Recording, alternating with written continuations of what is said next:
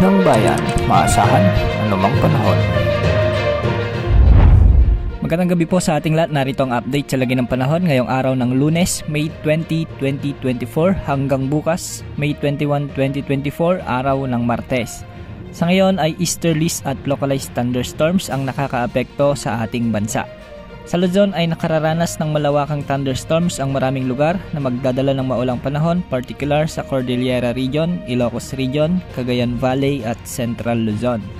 May itinaas din ang Pag-asa na thunderstorms advisory sa bahagi ng Metro Manila, Bulacan, Pampanga, Tarlac, Batangas, Cavite, Quezon Province, Laguna at Bataan. Posible rin ang pag-ulan ngayong gabi sa ilang bahagi ng Southern Luzon, Mimaropa, Calabarzon at Bicol Region.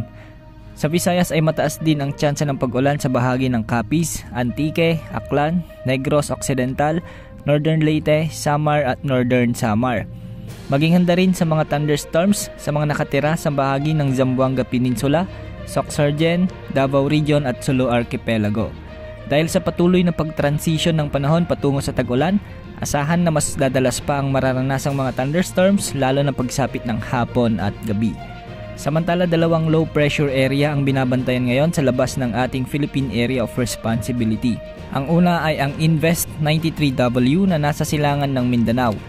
Ayon sa wind outlook nito ay posibleng lumapit ito sa ating Area of Responsibility sa mga susunod na araw at posibleng lumakas at lumapit sa kalupaan ng Luzon sa mga susunod na araw bilang isang ganap na bagyo. Ang pangalawang low pressure area naman ay makikita naman malapit sa bansang China. Malawak ang sakop nitong kaulapan kaya bahagyang umaabot ang extension nito sa West Philippine Sea.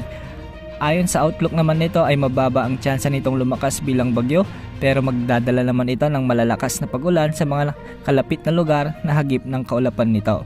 Mababa naman ang tsansa na makaapekto ang mga low pressure area na ito sa susunod na 48 oras sa ating bansa. Sa ngayon ay patuloy natin itong i-monitor dahil posible pang magbago ang ipinapakita ng mga weather models. Wala ring nakataas na gale warning ngayong araw sa mga karagatang sakop ng ating bansa. Narito naman ang wind outlook mula sa ECMWF model ukol sa low pressure area na nasa silangan ng Mindanao.